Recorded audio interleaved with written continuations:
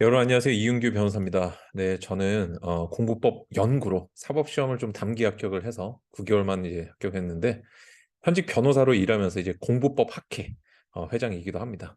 전현직 교사, 교수님들, 그다음에 각종 시험에서 좀 두각을 나타내신 분들. 여기 이제 뭐 진짜 그냥 성인 시험도 있겠지만 올림피아드 사관왕 분도 계시고 이래요. 이런 전문가들의 집단에서 제가 또 이제 공부법 학회 회장을 좀 맡고 있고 오늘 여러분들께는 총 세 가지를 말씀을 드릴 거예요. 중고등학생 분들을 위한 공부법이 뭐 이제 암기법 여러 개가 있는데 특히 사실 공부는 99.9% 암기가 좌우를 하거든요.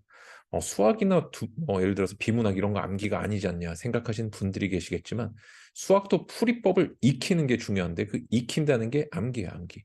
우리 이렇게 딸딸딸 보고 외우는 게 암기라고 잘못 생각하시는 분들 가장 어떻게 보면 저효율에 효율이 좋지 않은 방법을 쓰시는 분들은 왜 이게 암기인지 모르실 수도 있겠지만 그건 이번 시간에 일단 설명을 드리지 않고 그다음 비문학 같은 것도 내가 한번 글을 보고 나서 다시 돌아가서 자꾸 보다가 시간이 부족해서 틀리게 되죠. 그것들도 내가 글의 요지를 비문학의 지문의 핵심을 정확히 파악하는 거. 이 파악도 순간적인 암기거든요.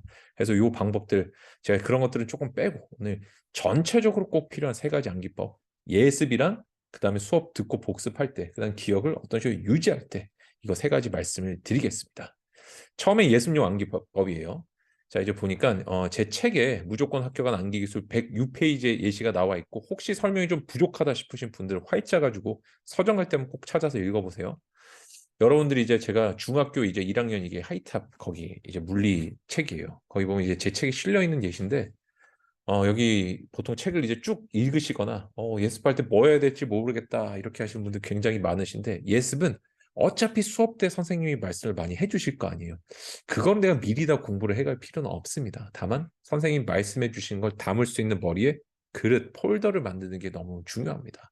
그래서 여러분들 형광펜을 좀 준비를 해주세요. 형광펜을.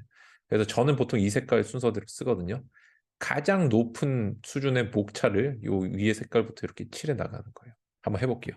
보라색 형광펜 하나 준비를 하셔가지고 일단 칠합니다. 처음 해보니까 1번부터 이렇게 2번, 3번 이렇게 있잖아요. 내가 탄성력이라는 걸 배우는데 총 내일 수업 때 몇 개를 배울 건지를 한번 세보는 거예요. 이렇게. 그래서 총 3개를 배우는구나. 이렇게 숫자를 좀 세는 습관을 좀 들여주세요. 숫자. 그리고 1번, 그 다음에 다음 색깔 이제 꺼냅니다. 다음 색깔 꺼내서 탄성력 밑에 보니까 탄성력의 방향이 있고 크기가 있구나. 탄성력 요건 안 외워도 되겠네. 탄성력이 있는데 방향과 크기네. 나름대로 머릿속에 이미지를 만들어주세요. 어디론가 가는 거, 얼마나 큰지. 자, 그다음에 용수철을 이용한 물체의 무게 측정이 2번이죠.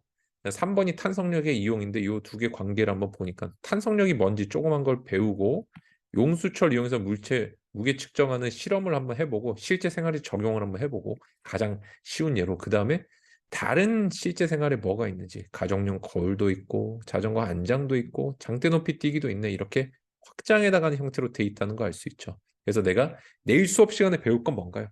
탄성력 이게 전부가 아니고 탄성력의 개념을 통해서 얘가 나중에 실생활에 좀 어떤 식으로 적용되는지를 배우는 게 이 공부의 핵심이다라는 거를 우리가 알 수 있습니다. 그죠? 자, 그래서 밑에 것도 이렇게 형광펜 칠해주면 방향과 크기가 탄성력 밑에 있고 용수철 이용한 물체 무게 측정에 용수철에 매단 물체에 작용하는 힘, 용수철이 늘어난 길이와 물체의 무게 너무 길어요. 뭔 말인지 모를 때 그냥 뭐 복잡한 게 두 개 있네. 용수철 이용해서 물체 무게 잰다는데 뭔가 복잡한 거 내일 배우는구나 이렇게 하고 넘어가셔도 아무런 문제가 없어요. 자, 세 번째 탄성력 이용. 그래서 여러분들이 이렇게 칠을 하고 나서 뭘 해야 되냐면 스토리를 만들어 주셔야 돼요. 제가 방금 예시를 조금 보여드렸었죠, 그죠? 탄성력이라는 조그만 개념부터 시작해서 점차적으로 넓혀서 용수철로 무게 재는 거 이것도 당연히 탄성력과 연관이 있겠구나. 사실 우리는 지금 여기 파트 하나도 안 읽었지만 용수철과 탄성력이 관련이 있으니까 책을 이렇게 썼을 거 아니에요, 그죠? 그러니까 용수철하면 탄성력이구나 하는 것도 이미 알게 됐고요. 자, 그다음에 탄성력이 이런 가정용 저울이라든지 안장이라든지 장대 높이 뛰기에도 적용이 된다는 것도 알게 됐습니다. 그래서 내일 배울 거 스토리는 뭐다? 탄성력에서 일생활로 적용해 나가는 거. 여기까지 하시면 예습 끝이에요. 이후에는 수업을 열심히 들으시면 됩니다. 이 이상 하는 거는 사실 수업 시간에 조금 잘난 척하기 위한 거다라고 말씀을 드리고 싶습니다. 왜냐면 이게 약간 시간 낭비예요. 이 이상 하면은 자원이 낭비가 되잖아요. 어차피 선생님이 말씀해 주실 건데 이걸 내가 혼자 더해 간다? 그러실 필요까지는 없습니다. 수업 시간에 얼마만큼 대답을 잘하느냐 보다는 점수를 얼마만큼 잘 받느냐가 중요하다는 거 기억을 해주세요. 자, 그 다음에 두 번째, 세부 내용을 그럼 어떻게 암기하느냐. 자, 변호사님 말씀대로 형광펜 칠해서 목차를 다 짜갖고 수업도 열심히 듣고 왔습니다. 이제 집에 와서 복습하고 내용을 외우려고 하는데 기억이 잘 안 납니다 하시는 분들도 계실 건데, 제가 요런 이제 역사, 방금 물리로 하나 했으니까 제 책 203페이지에 있는 예시로 한번 보겠습니다. 역사 파트 예시예요. 한국사 같은 거. 세종의 업적으로는 블라블라 유교 정치 기틀 확립, 농사 직설 등 뭐 이런 식으로 쭉 나오는데 이거를 통째로 다 외우려고 하지 마시고 이거는 머리의 용량이 그렇게 크지가 않아요. 우리 사람의 작업 기억 속에 남아있는 것들 장기 기억, 단기 기억을 장기 기억화 시키는 게 중요한데 중요한 거는 처음에 들어간 것만큼 장기 기억으로 바뀌거든요. 그래서 단기 기억 속에 있는 게 두세 개밖에 머무르지 못한다. 그래서 이거를 통째로 이 하나하나의 글씨를 다 외우려고 하거나 문장을 외우려 하지 마시고 조금은 단어 형태로 좀 나눠주세요. 그래서 근데 우리는 단어 형태로 나누기 전에 또 중요한 게 뭐냐면 제가 파트별로 좀 나눠봤는데 트리거라는 개념을 좀 아셔야 돼요. 우리가 사실 시험장에서 뭔가 기억이 잘 안 떠오를 때 누가 나한테 뭔가를 물어봤는데 기억이 안 떠올 때는 특정 단어에 내 기억이 작동하지 않기 때문에 그렇거든요. 이처럼 내 기억을 끄집어내주는 특정 단어를 트리거라고 합니다. 여러분 작년 크리스마스 하면 뭐가 떠오르세요?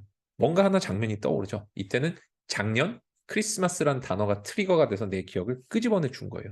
그래서 뭔가를 외울 때는 트리거부터 설정을 해주는 게 너무 중요합니다. 자, 지금부터는 왼쪽이 외울 거고 제 오른쪽이 제 머릿속이에요. 지금부터 창을 조금 줄여가지고 제가 이쪽 이동시켜 놓고 한번 보여드릴게요. 자, 여기 이제 외우는데 바로 그냥 외우지 마시고 도대체 이 내용들이 뭐에 대한 건지 한번 쭉 봐주세요. 대부분 아까 형광펜 칠했던 목차 밑에 있는 내용일 텐데 만약에 없다고 한다면 뭐에 대한 건지 쓱 보시고 어떤 문구를 보면 다음에 것들이 떠오를지 한번 분석을 한번 해봐 주세요. 근데 당연히 맨 앞에 있는 말이 가능성이 99%겠죠. 그래서 세종의 업적이라는 건 딱 두드리면 그 밑으로 기억들이 이렇게 쫘르륵 튀어나오는 형태로 기억을 설계를 해주는 겁니다. 설계를. 너무 중요합니다, 이게. 처음에 이거고요. 자, 그래서 이제 세종의 업적이라는 질문을 머릿속에 넣어두세요. 그 이후부터 기억을, 그러니까 기억이라는 거는 단계적으로 지금처럼 이렇게 하나하나 이렇게 좀 뻗쳐나가는 거지 그물처럼 처음부터 통째로 뭘 딱 외우고 이런 경우는 없어요. 머릿속에 내가 떠오른 거를 마치 통째로 외우는 것처럼 보여줄 뿐인 거예요. 이게 좀 달라요. 조금 어려운 개념이긴 한데 이렇게 생각을 해 주시기 바랍니다. 자, 두 번째는 넘버링입니다. 뭔가를 외울 때 반드시 숫자를 세는 제가 습관을 들여달라고 아까 목차 칠할 때도 마찬가지였죠. 여러분들 제 재밌는 한번 질문 한번 해볼까요? 아까 우리 책 외웠던 거 혹시 진짜 빠르게 넘어갔었는데 왼쪽과 오른쪽이 혹시 살짝 기억이 나지 않나요? 왼쪽이니까 무슨 용수철 어떤 그것보다 탄성력이라는 개념이 있었고 용수철 밑에 있었고 그죠? 탄성력이 있었고 뭐 용수철 이용해서 뭐였지? 뭐를 재는 거였지? 아 무게 재는 거였어. 키를 재진 않을 거니까 그죠? 이런 추론을 해보는 거예요. 추론. 기억은 완벽하게 외워서 재현하는 게 아니라 추론을 통해서 내가 점차적으로 완벽하게 만들어 나가는 거다라는 기억을 좀 해주시면 좋겠어요. 오른쪽에 보니까 뭐 안장도 있고 무게도 있고 뭐 그림이 있었는데 아 일상생활에 어떻게 적용하는지가 나왔어요. 그죠? 이렇게 전체로 커지는 거 기억이 아마 좀 나실 거예요. 되게 신기하지 않나요? 그다음에 또 탄성력 밑에는 뭐 방향과 크기인가 크기와 방향인가 있었고 용수철 밑에 어려운 거 두 개 있었고 이용 밑에 뭐 그림이 있었다 이 정도. 전체적인 형상을 먼저 만들어 놓고 사진처럼 그걸 점차적으로 해상도를 높여 나가는 게 기억의 작업이고 지금 요 파트에서 하는 게 해상도를 높이는 작업입니다. 자, 어떻게 하느냐? 숫자를 세는 게 중요합니다. 질문을 일단 아까 만들었잖아요. 여기서 이 조사라든지 접속사를 다 한번 살짝 지워주세요. 눈으로 딱 단어만 한번 보는 거예요. 이렇게 보니까 세종의 업적이 아까 질문이었어요. 그죠?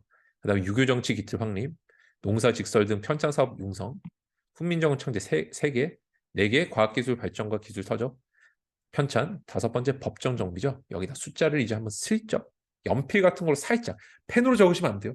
연필로 살짝 적어보는 거예요. 또는 바로 세셔도 좋습니다. 자, 그럼 뭐가 되냐? 앞으로 한번 넘어가 볼게요. 세종의 억적은 뭐였어라고 바로 튀어나오는 게 아니고 세종의 억적은 뭐야 물어보면 5개야 이렇게 이 중간 다리가 생겨야 된다는 거예요. 이걸 안 하고 외우시는 분들이 자꾸 암기에 부담을 느끼기 시작해요. 자꾸 이렇게 단계적으로 암기를 쌓아나가는 연습을 해주세요. 총 5개다. 자, 그래서 이제 세종의 억적하니까 다섯 가지가 대체 이렇게 숫자를 동그라미 1, 2, 3, 4, 5번을 보통 매겼단 말이에요. 여기서 이제 낱말만 한번 따볼게요. 유교. 유교 정치의 기틀, 유교라는 게 어차피 지금 조선시대 때 정치 시스템이기 때문에 이거를 더 뭐 다른 데 연결시킬 필요 없어요. 그냥 단어, 핵심적인 단어만 좀 기억한다. 변호사님 그게 틀릴 수 있지 않나요? 당연히 틀릴 수 있죠. 근데 기억은 점차적으로 정교화 시키는 거지 처음부터 완벽하게 만드는 게 아니라고 했습니다. 여러 번 보면서 해상도를 높이는 거니까 지금은 이 대표적인 단어만 좀 기억을 하셔도 될 거예요. 그래서 이제 좀 한번 정도하면서 읽어보는 거예요. 세종의 업적은 뭐다? 다섯 가지로 왔고 그 다음 꼬리가 다섯 개가 유교, 편찬사업, 훈민정, 과학기술, 법전정리인데 이것도 바로 외워지진 않죠. 바로 외우지 마시고 이제 뭘 해주냐면은 바로 3-1번이 재분류입니다. 조직화라고 이제 부르는 암기 기술인데 어떻게 하냐면은 우리 기존에 있는 신문의 분류를 한번 활용을 해보는 거예요. 우리 신문 파트를 보면 인터넷 뉴스도 마찬가지죠. 정치, 경제, 사회, 문화, 스포츠 형식으로 나눠져 있고 여러분들은 주로 이제 e스포츠나 이런 걸 볼 가능성이 높으실 것 같고 저도 물론 그래요. 정말 좋아하거든요. 저도 페이커 선수 뭐라든지 뭐 데프트 선수 이런 선수들 역할 제가 활약 보면서 굉장히 좀 고무를 많이 받는 편인데 얘기가 좀 샜어요. 어쨌든 이걸 보니까 유교는 뭐죠? 정치 시스템 여기도 정치로 돼 있고 그죠? 편찬 사업은 대국민 사업에 대한 사회에 대한 거겠죠. 책을 만들어서 국민들이 잘 보기 편하게 농사직설, 농사 짓는 방법이니까. 훈민정은 당연히 글 쓰는 거니까 대국민 사회적인 사업이겠네. 그죠? 과학기술 발전도 사회적인 거죠. 여러분, 조선시대 때 무슨 로켓을 쏘진 않을 거 아니에요. 그러니까 이 과학기술이라는 건 천문, 별자리 보고 농사에 관련된 거 얘기하는구나. 기술서적도 마찬가지. 법전 정비도 사회의 규율 시스템에 대한 거니까 대국민에 대한 거니까 사회죠. 여기까지 알고 나니까 우리가 뭐가 좀 보이나요? 뭔가 책에 써 있지 않은 게 보이기 시작하고 머리에 새로운 정보가 들어옵니다. 뭘까요? 세종의 업적을 보니까 전체적으로 사회 분야에 좀 치중돼 있구나. 이 사람은 대국민적인 왕이구나. 그래서 백성한테 인기가 많았고 아직까지 최고의 왕 중에 한 명으로 꼽히는구나라는 것도 우리가 써 있지 않지만 자연스럽게 알게 되는 사실인 거죠. 자, 여기서 이제 3-2번 재분류 맥락화를 해봅니다. 방금 했던 거를 지금 다시 한번 해보는 건데 비슷한 것끼리 한번 묶어보는 거예요. 이렇게 사회 파트, 이렇게 정치, 유교 파트. 방금 말씀드린 것처럼, 야, 세종이 사회에 집중돼 있네. 다시 한번 묶어보니까 알 수 있죠. 이 파트는 여러분들 머리로 하시면 힘들면은 우리 뇌가 용량이 적단 말이에요. 저도 너무 적어요. 전 제가 바본 줄 알았어요. 이렇게. 왜냐면은 어떤 책을 보니까, 뇌과학 책을 보니까 사람이 한 번에 7 플러스 마이너스 2개를 기억을 할 수 있다는데 저는 2개밖에 기억을 못 해가지고, 야, 내가 진짜 노력의 천재인가 이런 생각했는데 그게 아니라 이론이 잘못됐고 최근 이론은 한 번의 사람은 2-3개밖에 기억을 못한다라는 게 알려졌어요. 그래서 뇌에다가 USB를 꽂아줘야 됩니다. 뇌에 USB를 꽂는 방법이 바로 여러분들 메모장을 준비를 해주시는 거예요. 그래서 공부할 땐 항상 갈겨 쓸 수 있는 연습장이 꼭 있으셔야 된다. 쓰면서 공부를 하고 베껴 쓰라는 뜻이 아니라 내가 머릿속에 사고 용량이 부족할 때 머리를 대신해서 빠른 속도로 휘갈겨 쓸 수 있는 게 있어야 된다는 거예요. 거기 한번 이런 식으로 정리를 해보면 이제 보이는 거죠. 정치 하나, 사회 네 개네. 이렇게. 총 5개를 세종에서 외워야 되는데 정치가 하나, 사회가 네 개야. 정치는 유교였어. 이렇게 외워도 엄청 성공적이에요. 이렇게 보니까 또 그다음에 한 번 더 묶어보면은 그중에 심지어 또 사회 파트에서 편찬사업 책을 편찬하는 거죠. 농사짓을 책이잖아요. 그죠? 훈민정음 책이죠. 법전도 책이죠. 책이 3권이네. 여기서 어떤 스토리가 또 나오죠? 맞습니다. 야, 세종이 되게 책을 좋아하는 왕인가 보다라는 느낌도 조금 들죠. 공부 많이 한 왕, 뭐 집현전에서 뭐 학자들 등 덮어주고 이런 것도 조금 떠오르실 수가 있겠습니다. 자, 이렇게 하고 나서 이제 정리랑 압축을 한번 해보는 거예요. 방금 세종 파트에서 우리가 세종은 왕이구나. 그다음에 뭐 정치보다는 사회 쪽으로 관심이 많고 책이 3권이네. 이렇게 이제 외웠으면 여기서 이제 한 번 더 압축을 시켜주는 겁니다. 어떤 식으로 압축을 하느냐? 스스로에게 공부 직후에 이 파트를 보고 나서 10분 정도가 최선의 타이밍이에요. 최고의 어떤 베스트 타이밍 때 물어보는 거예요. 야, 세종의 업적 뭐였어? 이러면은 바로 기억이 나오는데 5가지였어. 세종의 업적 뭐였어? 5가지였어. 5가지 중에 첫 번째가 사회 4개의 정치 하나였어. 그다음 정치는 보니까 유교였죠. 사회 4개만 외우면 되겠다. 사회 4개 중인데 3개가 뭐였죠? 책이었어. 책의 이름 중에 한 권 알 것 같아. 훈민정음. 나머지 뭐였지? 농사직설. 많이 보다 보면 이제 외워지게 농사직설. 그다음에 한 개는 뭐 법전. 이렇게 하니까 벌써 이 나머지 하나는 뭐죠? 과학기술이 있었는데 조선시대 로켓 얘기가 있었다. 뭐였지? 과학기술. 장영실 천문 그 영화 그거구나 이렇게 생각하고 이제 이제 과학기술 이제 이렇게 해주는 거죠. 단어를 이렇게 따고 나니까 그죠? 이렇게 다시 한번 분류가 되네요. 정치 하나, 책 세 개, 나머지 한 개. 그래서 사실은 우리가 외워야 될 거는 뭐죠? 이 책 세 개 이름만 외우면 되는데 세종의 훈민정음 못 외운 사람 없으니까 실제로 외워야 될 거는 이 법전하고 편찬만 딸딸딸 외우면 돼요. 농사직설 외우고 그다음에 법전 정비했다만 외우면 세종의 업적은 모두 외우는 게 된다는 겁니다. 그래서 우리가 내가 기존에 알고 있던 지식을 가지고 새로운 지식을 다시 한번 나눴다, 분해했다, 재조합하는 걸 일라보레이션 정교화라고 부릅니다. 여러분들이 이 과정을 자꾸 공부를 해 주셔야 되는 거예요. 자, 여기까지 해서 이제 다섯 번째 파트로 넘어가기 전에 다시 한번 복습을 해볼게요. 너무 신기하실 거예요. 세종의 업적 뭐였나요? 줄글을 떠올리고 하지 마시고 다섯 가지였어. 그중에 하나는 유교 정치, 그다음 네 개가 남는데 세 개가 책이었고, 하나는 과학기술인데 장영실 천문 보는 거였겠지. 세 가지 책의 이름의 첫 번째는 훈민정음, 두 번째만 기억하면 되는데 외우니까 하나는 법전이고 하나는 농사직설이구나. 조선은 낙농업 국가니까 그죠. 이런 식으로 이제 외워지는 거죠. 그 다음에 여러분들이 재현을 고려해서 시험장에서 써먹는 걸 기억을 재현한다고요. 왜냐하면 여러분들이 선생님이 여러분들 뇌를 이렇게 들어가서 분석해보고 뭘 외웠는지 보질 않거든요. 그렇기 때문에 시험장에 쓸 수 있는 형태로 다시 한번 외워줘야 됩니다. 반복하다 보면 여러분들 좀 외워지시는데 이런 식이에요. 세종의 업적에 유교, 편찬, 훈민정음, 법정, 기술 이런 식으로 정답이 되는 단어군을 만들어 주시는 게 너무 중요해요. 만약에 세종의 업적인데 전혀 들어보지 못한 단어가 예를 들어 뭐 고등어가 나왔다. 너무 이상하지 않나요? 사실 여러분들이 문제를 다 읽고 푸신 습관 조금 버리셔야 됩니다.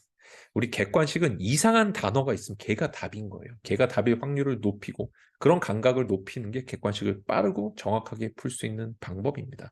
여기서 예를 들어서 지편전 혁파라는 말이 들어가도 그건 이제 세조 때 일이거든요. 그래서 정답이 안 되는 거죠. 그래서 세종하는 순간 훈민정음 유교를 보는 순간 뭐만 찾으면 된다. 예를 들어 뭐 그런 기출이 있다고 하면은 지편전이라는 단어를 찾으면 혁파라는 단어를 찾으면 뭐 반정이라는 단어를 찾으면 답이 될 확률이 높다는 거죠. 이런 식의 여러분들이 공부 센스도 조금 기를 수 있고 요것들이 모든 암기법에 들어가 있다. 그냥 달달달달달달 외우고 세종의 업적은 뭐 이런 게 아니라는 거. 여러분들의 뇌를 PT를 하는 게 암기라는 거 다시 한번 기억을 해주시면 좋겠습니다. 마지막에 이제 여섯 번째 파트가 재정리 및 동기화 단계예요. 여러분들이 책을 이렇게 딱 보는 순간 내가 봤던 기억이 떠올라야 되거든요. 변호사님 아까 봤던 거하고 똑같이 않나요? 생각하실 수 있지만 약간 달라요. 검정색 펜을 하나 준비해 주시고 빨간색 펜 하나 준비해서 이제 아까 우리가 숫자 동그라미는 연필로 했었는데 이제 빨간색 펜으로 하는 거 어떻게 하냐? 깜장색으로 이 지금 내 질문 머리를 두드린 트리거를 딱 그어줍니다. 이제 그어주고 그다음에 거기에 대한 정답을 단어만 내가 외워서 딱 떠올릴 수 있는 단어 있죠. 외워야 되는 단어만 빨간색으로 쳐줘요. 숫자는 적지 마시고 변호사님 오타 있어요. 1, 2, 3, 4온데 5, 4로 돼 있어. 이렇게 하시는 분들 계시겠지만 이거 아니에요. 그게 아니고 우리 아까 외울 때 순서가 뭐였어요?